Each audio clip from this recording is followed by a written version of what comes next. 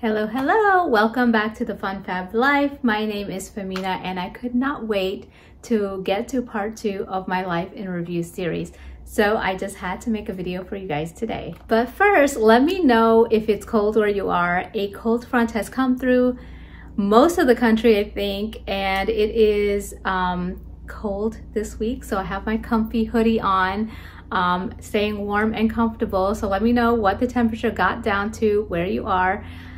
Here it got down to about 19 degrees overnight, but it warmed up to about 20-30 degrees in the morning, and it's not too bad, let me tell you. But if you can't stand the cold, leave me a comment saying cold and let me know how you're handling that. Okay, back to my life audit process. So this is the first year I've actually put it down on paper, but I have done this mentally in the past. And this year when I got this idea, you know, I was watching life audit videos and seeing what other people were doing, but then it didn't really resonate with me. And as I thought about doing a life audit, it was a full life audit. And I've talked about this with a few of my friends and they were really excited and they said it makes total sense. This is my process and I wanted to kind of share it with you. I did this totally on pen and paper, and I hope you can see this. It's kind of sunny, but I made a wheel of categories, of my life categories, and it is split into 8 different sections. So my sections are spirituality and faith, relationship, family and friends, career, experience and adventure, service, self-improvement, like hobbies. This is all about self, and then health, which is very important, mind, body, and soul, and wealth. So what I did was, once I created this wheel of categories of life, most people talk about life-work balance, but as you can see, there's like a lot more categories, and you can add more if you want, but I thought, you know, this is a good place to start. I created a lifeline. So I started at 15 because I feel that's when most people start making their own decisions. You can start at 0 or 1 or go through your childhood if you really want to. But for my purposes, I started at 15 because I felt like that's when I really started making my own decisions. And it goes through, I did 100, but you can stop it wherever you want. And I'm right here in the middle. So I am 47 currently, and about halfway through. So what I did was I went back, and the whole purpose of this for me is to see, have I accomplished what I wanted to accomplish? Am I living my dream life? What else do I desire? What don't I like? What do I like? What is my belief system? So that is the whole purpose of doing this life audit. And I hope it helps some of you guys if you are struggling in this aspect, or have lost your identity, or don't know who you are, or don't know what to do in the future. Because this was me a few years ago. I, you know, got to the place where all the dreams that I had manifested. So, you know, I got the good career and you know, got married and had children, you know, have the house, have, you know, a good lifestyle. And I did not know where to go, how to go forward, how to move forward, like I didn't know what else to dream, basically. So I just want to go over a few of the things that I had listed down. So I took it in 5-year increments, because for me, that is the amount of year it takes to accomplish something and see it to fruition. So if you think back to high school, you know, that takes 4 years, and college may take 4, 5, 6 years. And this is kind of an average of that. So in my life, I knew education was a path that I wanted to take. And I am a rule follower. I excelled in school. I didn't particularly like school. I was not passionate about school, but I did well in school. So I graduated high school with honors. And in this process, I asked myself, well, why? Why why did you choose to do well in school? What was the purpose in graduating with honors? What else did you do during that time frame? So I'm taking the main components of what I did during that time frame. And during my 15 to 20 year time frame, I went to high school and started college. So I went through and I focused on why I did all that. And the answer for me was like, because I wanted a good job that paid well, so I could be financially independent and live by my own rules. Like, I didn't have to depend on anybody else. I didn't have to ask anybody else for money. I could, like, the job I got out of school was enough that I could live where I wanted. So I, during this whole process, graduated with honors from high school, went to college in the next phase, graduated from college, I think I was like 21 at that time, with a degree, with an MBA, with a major in computer information systems, and I got a job as a computer programmer. So if you don't know, I was a software engineer, and in the last few years I've transitioned more into a leadership position.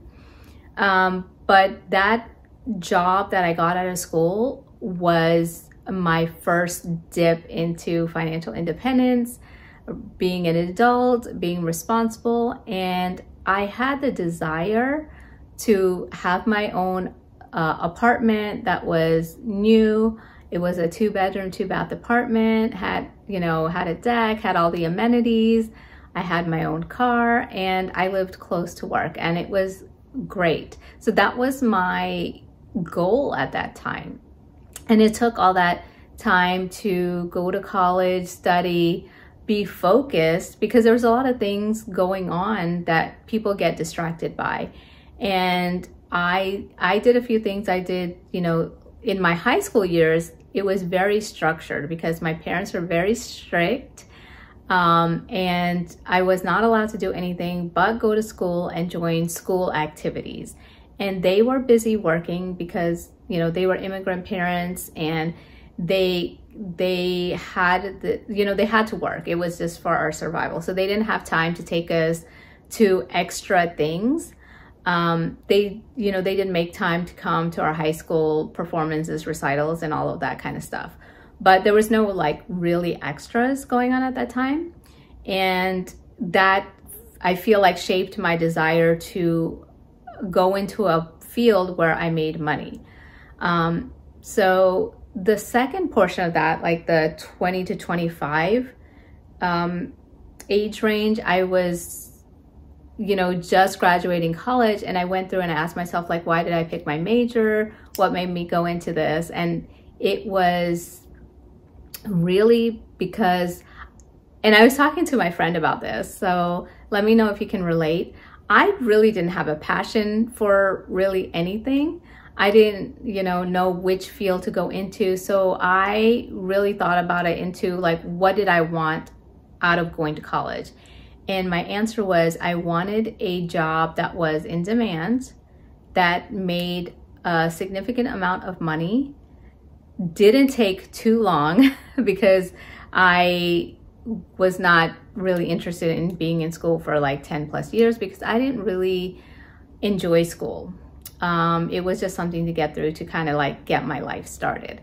And so I landed on computer information systems, marketing management, and I really did enjoy those classes. They were really fun for me, and I really enjoyed the college experience because it was a level of freedom that I didn't experience at home. And the belief that made me successful at this stage of my life was that I knew I could do it. So I had self-belief. Because of the family I was born into and even the culture I was born into, it was kind of expected that you go to college. So I didn't have any self-doubt about, whether I was going to college or doing something else. It was, yes, you're expected to go to college and get a degree and get a good job. So that helped that portion of my life. So once that happened, I was like, yay, I finished school and I have all this free time. I can do whatever I want. And I did. I took trips. I took classes that didn't have anything to do with a degree. It was just fun. It was like I took music lessons, and I did painting, and all of those things that I felt like I didn't have time for while I was pursuing something. Did I make mistakes during this time? I most definitely did. But I think the point here for this video is that what was I focused on? What was my goal, and what was my belief around this time? And I will have to say that my beliefs have changed. The more experiences that I have, the more I do in life, the more people I interact with, my perspective and experiences have changed, as well as my beliefs. And I feel like that is what shaped which road that I take, which opportunities that I see. And, like, did I get distracted during this time or did I not? And what didn't I know? So that is the purpose of this exercise. So leaving off in college, I did spend that time once I graduated, kind of just exploring and spending and focusing time on myself. So I, this is a time where I went shopping and got the clothes and, spent time with friends and took trips and just had fun. Like, it was just fun. I didn't have to check in with anybody. I didn't have to check in with my parents. I wasn't dating anybody at that time. I didn't have a desire to date at that time. I was just focused on myself. And I did this for a few years, up until my mid-20s. And then I realized, like, after I was doing all that, and it was fun, but then it was at that time I realized, like, I had a desire to get married and have my own family. And this was a desire that I had not had before. So I never thought about this in high school or college. I was just focused on what I wanted at that time, which was financial independence and freedom, and being able to do what I wanted to do when I wanted to do it. So that part, I feel like I was really, really focused. Once I decided I wanted to get married, it was kind of a little murky because there was no expectations around what what you're supposed to do for that. Now, looking back, there was probably things I could have done to be more prepared, but it didn't turn out bad because obviously I'm still married. But there was, there's a lot that goes on in relationships that I had no clue about. So towards my so I did meet my husband in my mid-20s, and we dated for a few years, and we decided to get married, obviously. And that was in my 30s. So my 30s was spent getting married and having kids. So I have 3 kids. And so most of my 30s was family time, right? And at that time, I was focused on that. But I think here I was looking back and I didn't really have really an intentional way to go about marriage. So I didn't have an intentional marriage and I didn't have intentional parenthood. So I kind of knew what I needed to do, but it was based on what I was seeing, what I was consuming in society. And I think that's what most of us do because we don't really know what to do. And we had a really good marriage when we first started because it was, we were just coming together. He had his stuff together. I had my stuff together. We didn't really have any issues. We didn't really, he went to work, I went to work, we got together, we went out, we had fun. We didn't really have any responsibilities is what I'm trying to say. And it was fun. We didn't, really argue or anything like that. But when the kids came along, I was the one who I feel like changed a lot. And no wonder because, pregnant and you're carrying the baby. And I had a really easy pregnancy. All of my pregnancies were pretty easy. I liked being pregnant. But what I think the mistake I made was that I wanted to take all of my previous identities with me and I didn't embrace the identity of being a mother. And I didn't come at it from a feminine energy viewpoint. I think that actually shifted me into my masculine energy. I was all about the schedules and getting the kids to follow rules, and I became less and less fun. Let me know if you can relate. And so I had to do a lot of inner work in this area. And I'm still doing inner work in this area. But I've gotten a lot better. And now I'm trying to be more of an intentional parent during my kids' teenage years. So that took a lot of work and a lot of energy from me. But one major thing that happened is I lost my identity. I lost who I was. And I think a lot of people, or a lot of women maybe, fall into this category, because as soon as I got married, it was like I kind of dropped what I was doing and what I was achieving and focused on, you know, being a good wife and being a good mother, and what did they want and what would make them happy, and kind of like did it, like put all of that ahead of myself. And it's easy to do because the kids are little babies and they're really dependent on you, and you're sleep deprived, and you go back into the survival state. And at that point, you're just doing things on a moment by moment basis. At least I was. And I had, like, my kids were really close together. So as soon as I found myself kind of climbing back out into becoming myself, it was like, okay, I had another infant, right? So now, like, at one point I had all 3 kids. It was like 4 and under. So I was not really even sleeping at this point. And I think I spent a decade in this state of survival. I was going to work, had the kids, and I was not sleeping. Now, luckily, I did have kind of a belief that I could do it all at this time. So I was working corporate job. And as soon as I had my first baby, that was the first time I started working from home. So that was such a big relief. And all of my kids stayed home with me until they were 1. And then they went to daycare. And the daycare that I selected, my husband and I selected, was a daycare that was family friendly. We could send in our own food. We can drop in unannounced. We can spend as much time we want there in our, you know, kids' classroom. They had a lot of activities where the parents were invited. So that was like my support system. But, you know, it was hard juggling all that because I didn't embrace the identity of mother. And it was something I think a lot of us may do unconsciously. And I think, you know, this term of being super mom, which I've heard a couple of times even applied to me, is like where you can do it all, but it really burns you out. It burned me out.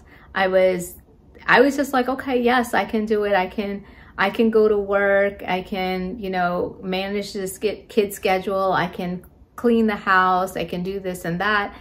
And for me, the biggest lesson I've learned is that, you know, you have to say no, you have to prioritize, and you can't be the one person taking on all of this responsibility, and it just keeps heaping onto you. So at this point in my life, we moved from a townhome to a bigger home. This is like actually our dream home. We built it. But then it was like, okay, I was working, and then it was like we moved to a bigger home that I had to manage. And then we had like, we had 2 kids at that point. So I had a toddler and a newborn. And then I was not sleeping. And then 2 years later, here comes another newborn.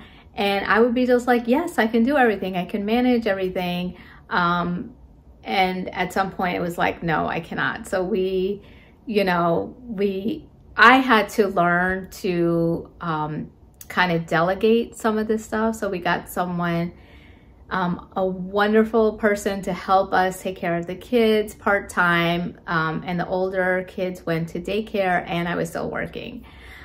And I still kind of felt like I didn't know who I was at this point. So, but I wasn't focused on that. I was focused on raising these little infants, these little human beings. And I loved doing being the mother. but I was kind of slowly losing myself. And those young years are really hard. I don't know about you guys, but for me, they were really, really difficult. And it wasn't until they were about, I guess my oldest was like 8 and my youngest was 4, that I'm like, okay, I can't, this is not sustainable. And I started, you know, teaching them to be more independent. But looking back now, I feel like it still wasn't intentional. It was just out of need. And there's a lot of things I wish I had gone back and done a different way. But that's okay, because, you know, there are lessons that I needed to learn. And if things had worked out differently, I wouldn't have learned those lessons. So I'm really grateful for that portion of my life. And it brought me to where I am today. So after the 30s, I got into my 40s, and I think that's when I started being more intentional about who I wanted to be and what I wanted to do. So, you know, I had identified as a corporate working person, and I really I know a lot of people think that you don't have a freedom in a job, but I really liked having a job during this process, because it was truly like a 9-to-5 job, and it had flexible schedule, and I was able to work from home. So I was able to balance my family and work at this time. And whenever I needed a break, our company usually went through a merger. Like there was like 3 mergers during that time, and it was perfectly timed for me. I don't know about other people, but for me, it was perfectly timed around when my kids were really, really infants. And, you know, if you work for a company that's going through merger, usually there's a halt to projects, there's reorganizations, there's a lot of stuff going on in the background. So I had, you know, free time, to kind of wait until management decided whatever they were going to do. So I was not burdened by making decisions at that time. I just, you know, had my work that I needed to do. And as a software engineer, you can pretty much do it whenever you want. So that was the biggest blessing for me. I think a lot of people now, or a lot of women, I should say, they, I guess the message that I hear is like, having a business is great. But for me, at that particular time, it probably would have been too much, because you would have to create the business, and work on it daily to make it successful, right? So that was my belief at that time. So now I'm in the process in my 40s to rediscovering myself, and I feel like I've been on that journey for quite a while. I started with gratitude, I think a few years ago. I even made a video about like, I'm gonna take a break and kind of like reflect on what I'm doing, and that was 2020. Where I decided I was not going to have any goals. And it was perfect, again, perfect timing for me, because the world had shut down. I didn't have to do anything with the kids. The kids were doing school from home. I was working from home. My husband's working from home. And I had that time to kind of rediscover what I like to do. And as you can tell, YouTube is one of those things that I like doing. And I just found a whole array of things that I decided to do just for the pure fun of doing it, which is one of the reasons my channel is named The Fun Fab Life, because I want to have a fun life. I want to have fun in my life. I want to do things that are fun. I want to enjoy myself. I want to have joy as a big part of my life. And I think if there's, if you haven't taken a break to kind of reflect on your life, you might just go through life being like always trying to catch up, right? And I think it's very important at certain periods in your life that you take a break and reflect. And for me, I couldn't do that in my 30s, because that was the time that I was, you know, having kids and back in survival mode. But after a certain point, I made a decision that I cannot be in survival mode anymore, that I needed to thrive. And that is where the whole gratitude practice came from. And the gratitude practice in my life is to be grateful no matter what's going on externally, just be grateful. Like, practice gratitude daily, and feel it. That was the secret for me. You have to feel it. You have to feel gratitude. And I was, you know, prior to that, I was like, I should be grateful for this and I should be grateful for that. But that didn't actually work. Once I started practicing gratitude and really feeling it in my body, that's when things started to shift for me. So in my 40s, that's when the shift happened. And once I started doing that practice, you know, I was practicing daily, and it was so wonderful. Things started taking off. My career started taking off. My relationship with my kids got better. My relationship with my husband got better. I started looking forward to daily things and just enjoying life on a moment-to-moment by basis. And I've shared it all with you guys over the last 2 years. And last year I did my 10-day gratitude challenge, which I turned into a course. I will leave that link below. If you want to check that out, it is linked for you. So now this is the life audit portion. And in my next video, this is kind of long. I think this is the longest video I've ever made. So I want to kind of wrap this up here. And then in my next video, my life in review, I'm going to talk about having a life vision and goals and intentions. So make sure you are subscribed to this channel, have your notifications turned on, because you do not want to miss that video. Thanks for watching, and I'll catch you in the next one. Bye.